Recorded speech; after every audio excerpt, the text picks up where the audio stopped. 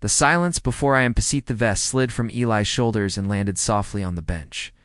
The sound was barely audible, yet it echoed louder than anything else in the room. Conversations died instantly. Phones rose higher. Someone near the back whispered, "Wait." Eli stood there now in a fitted black undershirt, sleeves hugging arms that weren't bulky but dense. The kind of strength that didn't announce itself loudly, kind built in repetition, discipline, and quiet mornings when nobody was watching. Darren Wolf noticed it too. His smile didn't vanish, but it shifted, tightened at the edges. "Well, damn," Darren said lightly. "Didn't know they let waiters train these days." A ripple of laughter followed, but it wasn't. As confident as before, Eli stepped onto the mat barefoot. He didn't stretch, didn't bounce, didn't roll his shoulders or crack his neck. He simply stood, still, centered. Eyes calm, that alone unsettled the room. "Rules?" Darren asked, raising his hands into a loose guard.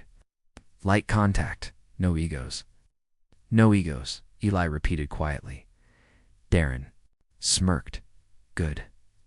The circle tightened. Wealthy members, influencers, a few trainers from the club's gym, people who knew combat sports well enough to recognize posture, and more than one of them frowned, because Eli wasn't standing like a beginner. He wasn't standing like someone guessing. He was standing like someone who had been here before. Many times Darren circled left. "So where'd you learn to move like that?" Eli didn't follow him with his feet, only with his eyes. "Life," Eli replied. Darren laughed. "That's cute." He feinted a jab. Quick, sharp, testing.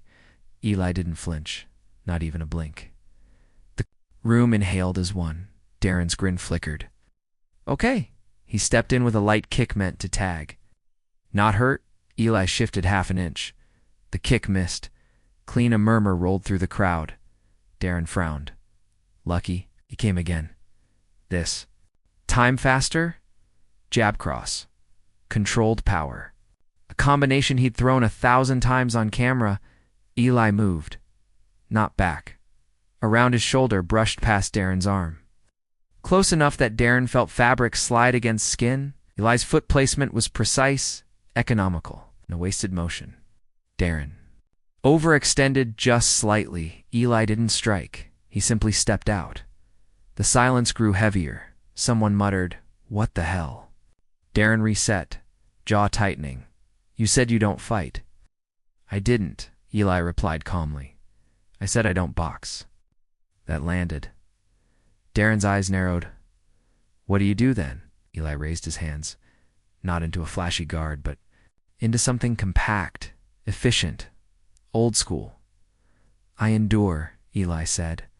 Darren laughed once short, humorless. "All right, enough dancing." He rushed forward. This time, there was no testing, no play. Darren threw a real strike. The sound of skin cutting air was sharp. Eli slipped inside the arc.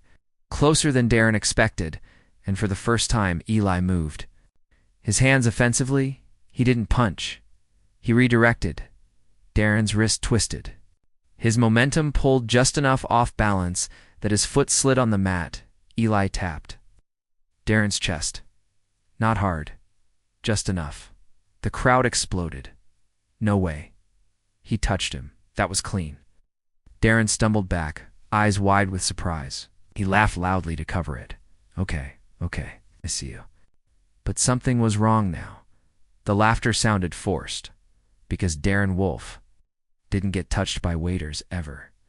He stepped forward again, this time with aggression leaking through the cracks. His strikes came harder, faster, less controlled. Eli absorbed the pressure like water around stone. He blocked, redirected, slipped, each movement minimal, each response measured. And still he didn't strike back. That confused people more than violence ever could. Why isn't he hitting him? Someone whispered. A trainer near the wall leaned forward, eyes locked on Eli's feet. Because he doesn't need to. Darren lunged with a powerful hook. Frustration driving the swing. Eli caught the arm, not with strength. With timing, he stepped in. Shoulder under Darren's center of gravity, and for a split second, The black belt felt weightless. The mat rushed. Up, Darren hit the ground hard. The sound was sickening. The room erupted into chaos. "Oh, did you see that? What just happened?" Phones shook as people scrambled to keep filming. Darren rolled onto his back, stunned. The wind knocked clean out of him. He stared up at the ceiling like it had betrayed him. Eli stood over him, breathing, steady, expression unchanged. He extended a hand. Darren hesitated. The room held its breath. Then, Darren slapped the hand away and pushed himself up angrily. "You tripped me." Eli nodded. "You rushed." Darren's face burned red. Again, few people shifted uncomfortably. "This is getting real," someone murmured. Darren wiped sweat from his brow. "You think you embarrassed me?" "Wasn't trying to," Eli said honestly. "That made it worse." Darren charged again. This time, there was no pretending. His strikes were full power now, pride fueling every movement. Eli's calm finally cracked, not into anger, into focus. He moved.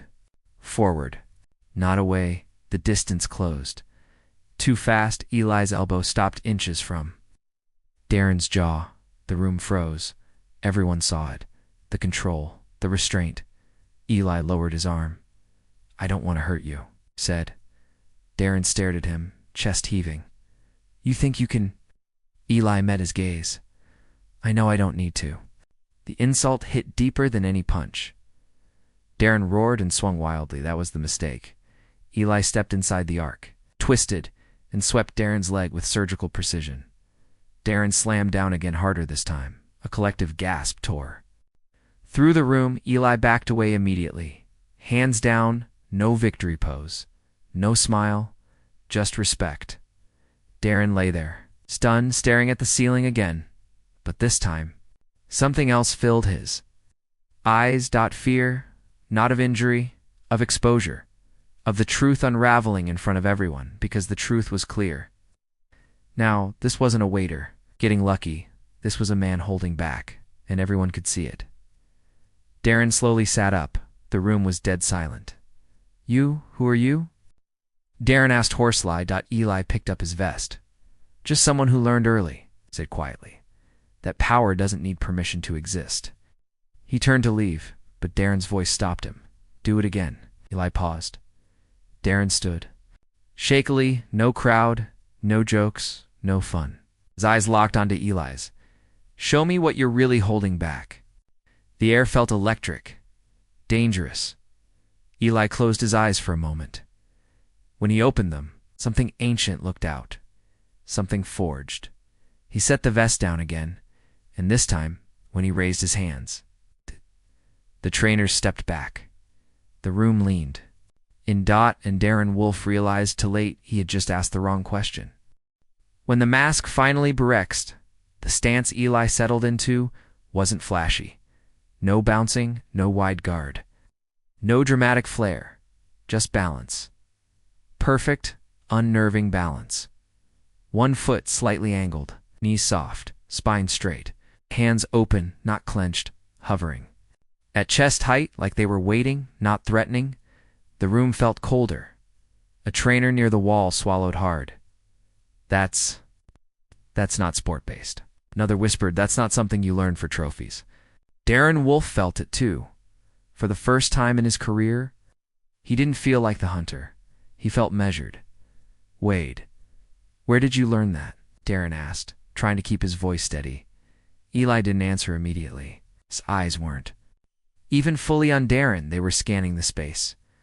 The angles, the distance to walls, the people standing too close. Then he said, "A place where mistakes cost more than pride." That answer didn't calm anyone. Darren laughed, but it came out dry. "This isn't a street fight." "No," Eli agreed. "That's why I've been gentle." The word gentle struck Darren like a slap. He lunged, not with technique, with ego. His right hand came fast, heavy, aiming to end the conversation in one decisive blow. The kind that looked good in slow-motion clips. Eli moved, not away. Through, the moment stretched. Just long enough for the sharp-eyed few to realize what was happening. Eli's Forearm deflected the punch while his other hand latched onto Darren's triceps.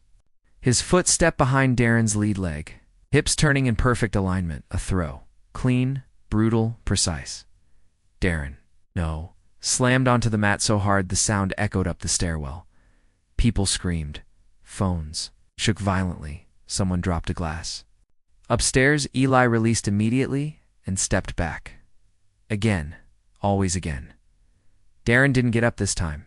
He rolled onto his side, was coughing, eyes wide with disbelief and pain. His breath came in short, angry bursts. That wasn't luck, someone whispered. A trainer nodded grimly. That was restraint. Darren pushed himself onto his knees, face red, sweat pouring down his temples.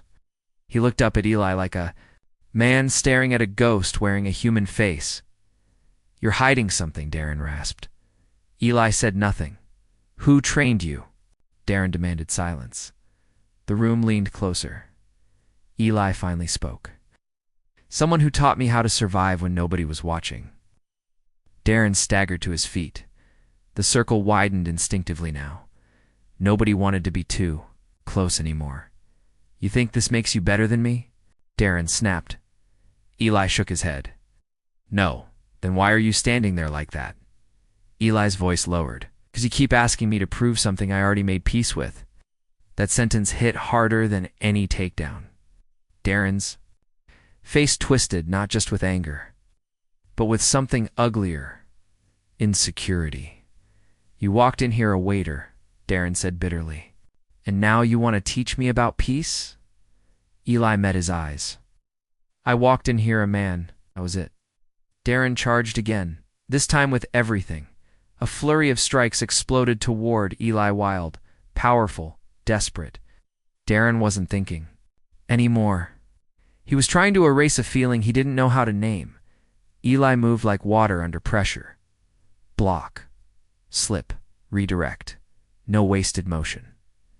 He stepped inside Darren's reach. Chest to chest now.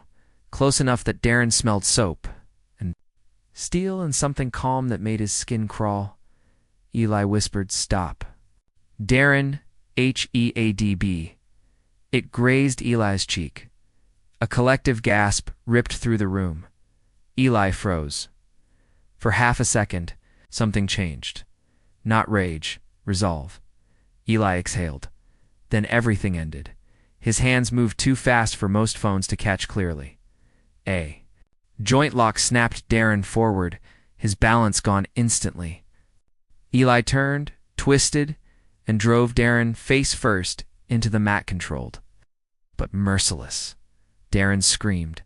Pain shot through his shoulder. Tap, someone yelled. Tap. Eli released immediately and stepped back, breathing steady, eyes distant. Darren lay there, clutching his arm, shock flooding his face. The black belt pinned, broken, humbled. Silence fell like a curtain. No cheers. No applause, just disbelief. A voice broke the stillness. Why didn't you finish him? Eli looked toward the speaker, a young influencer, phone still recording. Because Eli said quietly, winning wasn't the point. He bent down and picked up his vest again. Darren pushed himself upright. With his good arm, eyes burning. You think you're walking out like this is nothing? Eli paused, turned back. I think he said carefully, you invited me here to feel powerful. He glanced around the room, but power doesn't come from putting people beneath you. Darren's jaw trembled. You humiliated me. Eli shook his head. You did that yourself. It hurt worse than the shoulder. Darren's voice cracked. Who are you? Eli finally answered. My name is Eli Carter, he said. And before. I served tables before I learned to stay quiet. I survived things you wouldn't last 5 minutes in. The room held its breath. I learned how to fight, Eli continued, because losing meant more than bruises. And I learned how to stop, because I refused to become what hurt me. Darren stared at him, broken and exposed. Eli turned to leave, but as he reached the stairs, a voice from the crowd called out, Eli. It was Marla. She stood at the top, eyes wide, fear and pride tangled together. Management's here. Eli froze. Footsteps thundered from above. Voices angry, sharp, authoritative, someone shouted. "What the hell is going on down there?" Security rushed in. Phones lowered. Smiles vanished. The reality returned all at once. Eli looked down at his uniform, at his hands, at Darren Wolf, famous, injured. Furious, he knew how this usually went. The quiet man never wins the story. He started toward the stairs anyway, because even if this cost him his job, even if this twisted against him, he wouldn't bow. Not again. Not ever. As security closed in, and Darren's manager stormed forward, yelling about lawsuits and assault, Eli felt a strange calm settle over him. Because for the first time in years, that hadn't hidden, and whatever came next would decide everything. When truth walks into the light, WAIT. Darren Wolf's voice cracked through the chaos like a gunshot. Security froze. Hands still gripped Eli's arms. But no one moved. Darren stood unsteadily, one arm cradled against his chest, sweat streaking his face. Pride shattered in front of everyone he'd ever tried to impress. "This isn't over," Darren said, breathing hard. Management gathered behind him, club executives in pressed suits, eyes darting between the fallen celebrity fighter and the black waiter being restrained like a criminal. One of them spoke sharply. "Sir, he assaulted a guest." Eli didn't struggle. He didn't plead. He simply stood there, wrists held, eyes forward. Darren laughed, a hollow, bitter sound. "You think this ends with him getting fired?" He shook his head slowly. "Let him go." The room buzzed. Security hesitated, looking to management. "What?" Manager snapped. Darren swallowed. "I said, let him go." Reluctantly, the guards released Eli. Eli straightened his vest, still calm, still grounded. "You want him gone?" Darren continued, "Because it's easy, because it keeps things neat." He looked around the room at the phones, the trainers, the silent witnesses. "But if you throw him out right now, every single person here knows the truth." Murmurs rippled through the crowd. The manager stiffened. "The truth is he injured you." Darren turned to him sharply. "No. The truth is, I asked for it." Gasps. "I invited him," Darren said louder. "I mocked him. I pushed him. He tried to walk away. I baited him." He glanced at Eli just briefly. "He held back longer than I deserved." Silence. Thick, heavy, unavoidable. Eli felt something shift. Not relief, but gravity. Darren faced the crowd again. "I thought strength meant control over others. Tonight, I learned how wrong I was." No one spoke. No one moved. A trainer stepped forward cautiously. "Darren, your shoulder needs, I know." Darren snapped, then softened. "I know." He turned back to Eli. "You could have broken me." Eli answered quietly. "I didn't come here to win." Darren nodded, swallowing. "I see that now." The manager looked furious. "This is ridiculous. The club could be liable." Darren cut him off. "Then I'll cover it." The room stirred. "You'll what?" Manager demanded. "I'll cover it," Darren repeated. "Every cent. And if anyone posts this online out of context, I'll correct it." That caught everyone off guard. Phones hesitated now. Influencers glanced at each other. Uncertain, Darren exhaled shakily. "Because if this turns into a story about a waiter attacking a fighter, then I've learned nothing." Eli felt a knot in his chest, loosened just slightly, but the danger wasn't gone. Management turned to Eli. "You're still an employee here?" Eli nodded. For now, the manager's lips tightened. "You violated conduct policy." "Was invited," Eli said calmly. "And I tried to refuse." A pause. Marla stepped forward. "I saw it," she said firmly. "So did half the kitchen." He didn't start anything. A few others nodded. A young trainer raised his hand. "I'll back that." So did another, and another. The truth, once spoken, began to stand on its own. The manager exhaled slowly, realizing the room was no longer his. "This will be reviewed," he said stiffly. Go home, all of you. The crowd began to disperse, but not without glances back at Eli. Different. Now, no laughter, no mockery. Something closer to respect. Darren watched Eli quietly as people filed out. When they were nearly alone, Darren spoke. Again, you never answered my question, he said. Eli met his gaze. Which one? What you did before this? Eli hesitated. Then he said, I fought for the wrong reasons once. Darren waited. I grew up where violence was currency. Eli continued, if you didn't know how to defend yourself, you didn't last. I trained because I had to. He looked down at his hands. But when I finally had a choice, I walked away. Darren frowned. Why? 'Cause I didn't want my strength to become my identity, Eli said. I wanted peace more than applause. Darren absorbed that. And tonight? Darren asked quietly.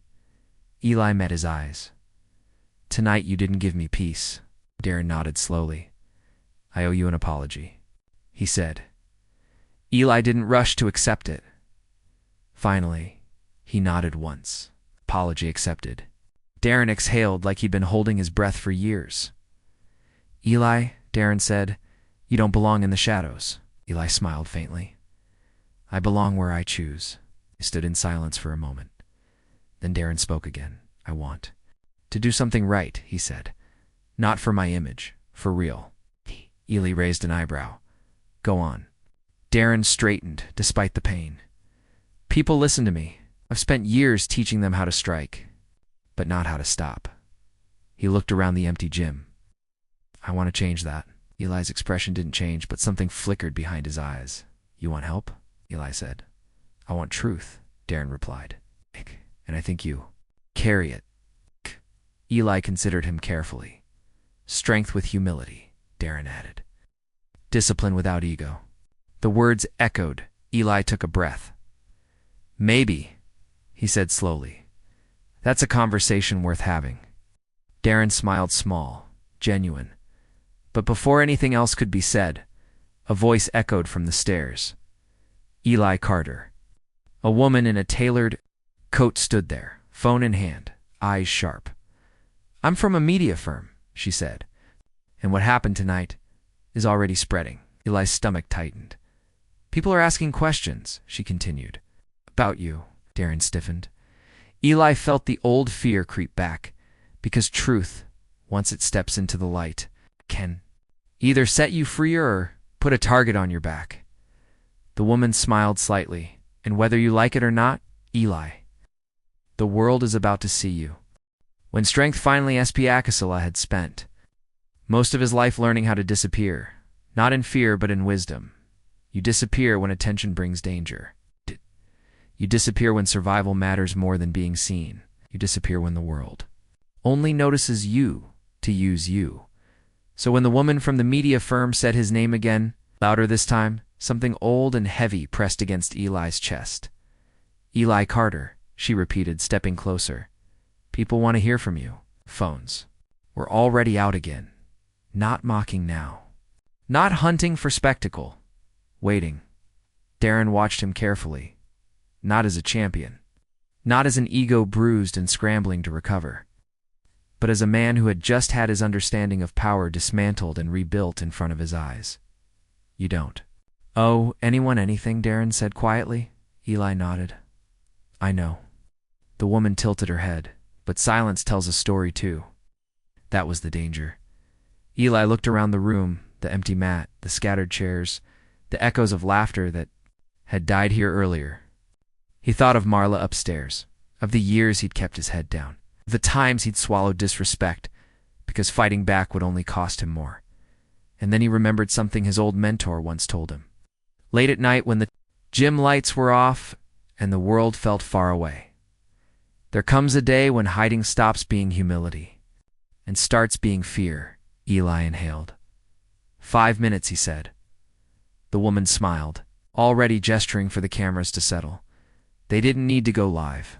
The room itself felt like a witness. Eli stood not on the mat but beside it.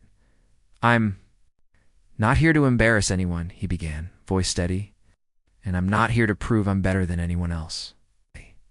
The room leaned in. I spent years training because I had to. Violence was around me before I ever chose it. And when I finally had the choice, I walked away. Pause. I became a waiter because it was honest work. Quiet work.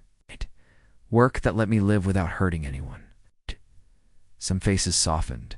But tonight, Eli continued, I was reminded of something. He looked briefly at Darren, who met his gaze without flinching. Silence can protect you, Eli said, but it can also protect injustice. The words hit harder than any throw. I didn't step onto that mat to win, Eli said. I stepped onto it because dignity doesn't come from titles or belts or money. It comes from knowing who you is. Are in refusing to let someone take that from you. No one interrupted. No one breathed too loudly. And to be clear, Eli added, I don't hate Darren Wolf. That surprised people. Darren's eyes flickered. I hate the idea that strength exists to humiliate, Eli said. I hate the lie that power needs an audience. He paused. Real strength, Eli said quietly, knows when to stop. The silence that followed wasn't awkward. It was earned. The woman lowered her phone. Slowly, Darren took a step forward. You're right, Darren said, voice raw but clear. I built my image on dominance, on winning, on never being challenged. He looked at the mat. And tonight, someone challenged me without trying to destroy me. He looked back at Eli. That changed something. A few people nodded. Darren straightened, pain visible, but pride gone. I'm stepping back from competition. Gasps rippled through the room. I'm serious, Darren said, and I'm starting something new. A foundation. Training kids. Discipline before aggression. Control before ego. He hesitated.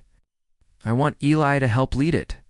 Every eye turned to Eli, the old Eli, the one who stayed quiet, who avoided attention, felt the instinct to refuse. But the man standing there now felt something else.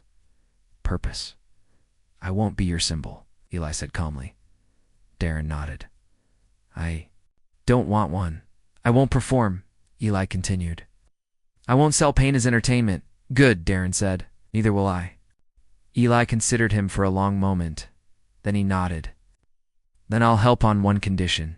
Name it. We teach people how not to fight, Eli said. And when we do teach fighting, we teach why it's the last option. Darren smiled. Deal. The room exhaled. Not applause relief. The woman from the media firm stepped back. This isn't the story I expected. Eli met her eyes. It's the one that matters.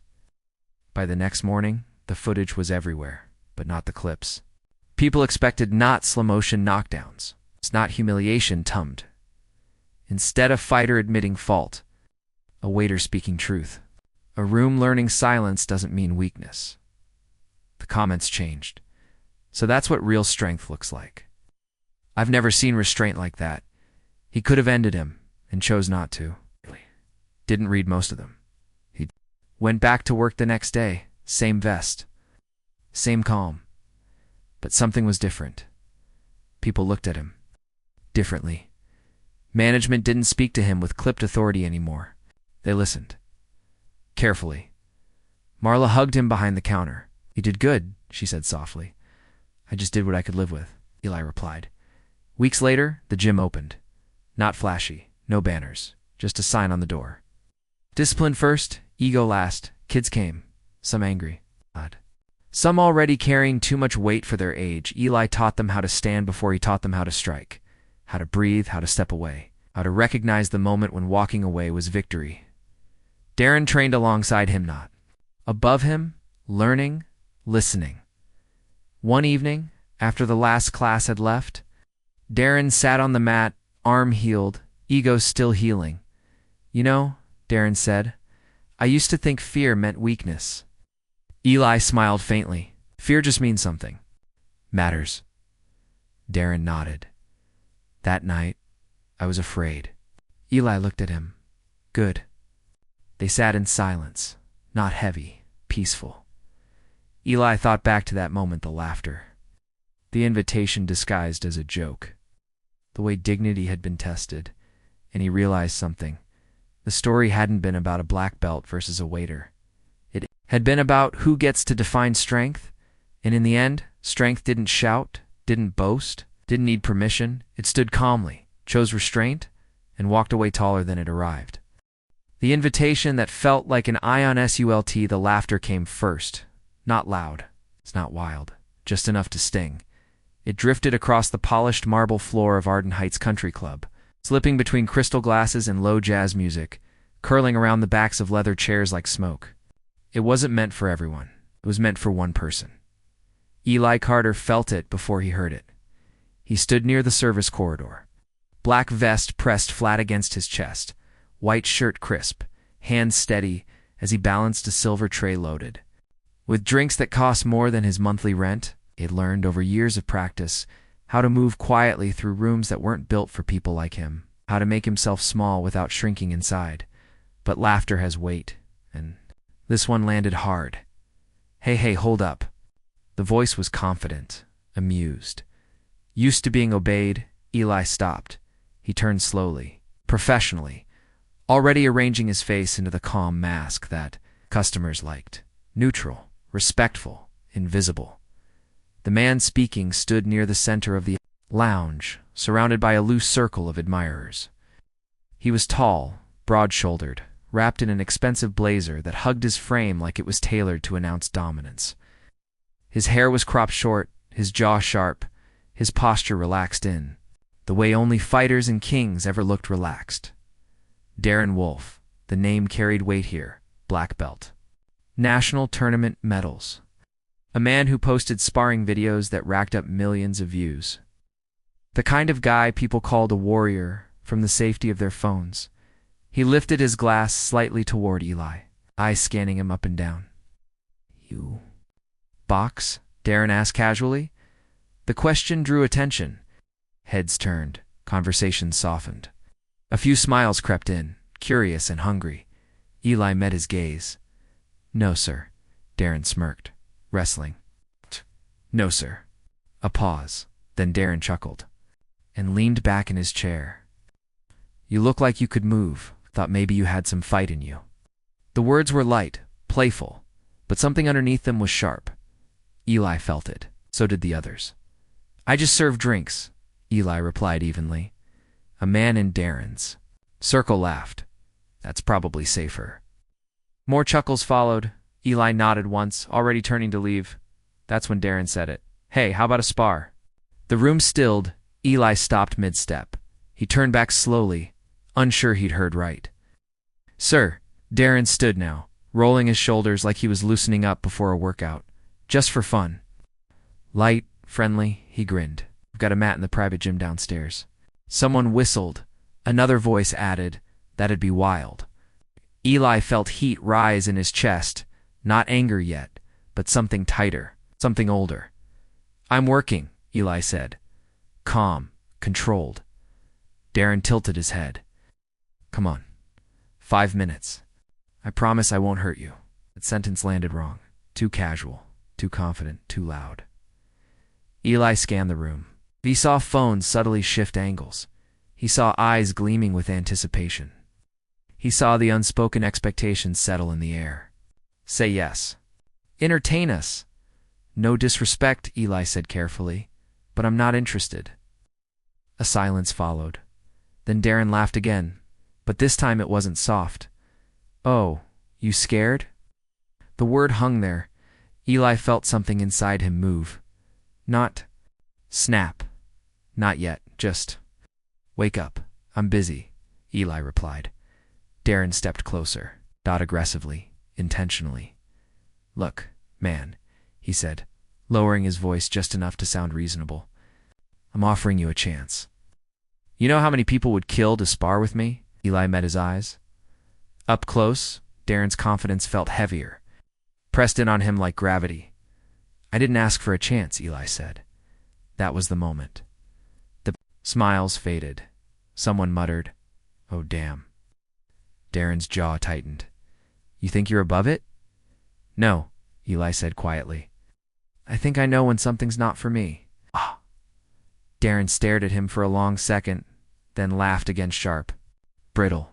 All right, he said, raising his hands. All right, my bad. Relief rippled through the room. Eli exhaled and turned back toward the service hall.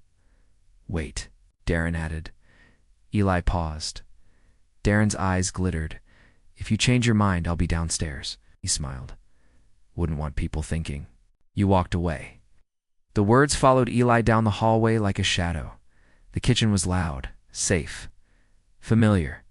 Eli set the tray down, hands still steady. His co-worker, Marla, a middle-aged woman with kind eyes and a sharp tongue, glanced at him. What was that about? She asked. Nothing, Eli said. She studied him. Didn't sound like nothing. Eli shrugged. Just a guy showing off. Marla snorted. They loved doing that in there. Eli nodded, but his mind wasn't in the kitchen anymore. It was elsewhere. Back in a small gym with cracked mirrors. In the echo of fists against pads. In the voice of a man who used to say, "Strength doesn't ask permission," Eli pushed the memory away. He finished his shift in silence. But as the night wore on, the tension upstairs grew. People whispered, phones buzzed. Someone came into the kitchen, grinning. Yo, that fighter dude is asking about you. Eli's chest tightened. Marla frowned. What fighter dude? It's a black belt guy. He says he's waiting. Eli wiped his hands slowly. He could feel it now. Not fear, pressure the kind that squeezes you from the inside out. Marla lowered her voice. You don't owe anyone anything. I know, Eli said. But he also knew something else. Walking away wouldn't end it. It would follow him, online. In rumors. In laughter, sometimes silence speaks louder than fists, and sometimes you have to answer a challenge not to prove strength, but to reclaim dignity. Eli looked toward the door leading. Downstairs, the private gym, the mat, the waiting crowd. He took a breath, then another, and finally said, Cover for me. Marla's eyes widened. Eli, I'll be back, he said, already untying his apron. As he stepped toward the stairs, the noise upstairs swelled, like the building itself sensed what was about to happen. Darren Wolf was smiling when Eli entered the gym. So Darren said, cracking his neck, You decided not to run. Eli didn't smile. He stepped onto the mat, and for the first time that night, the room went completely silent, because the waiter had just accepted the spar, and no one yet realized they were about to witness something that would leave them speechless.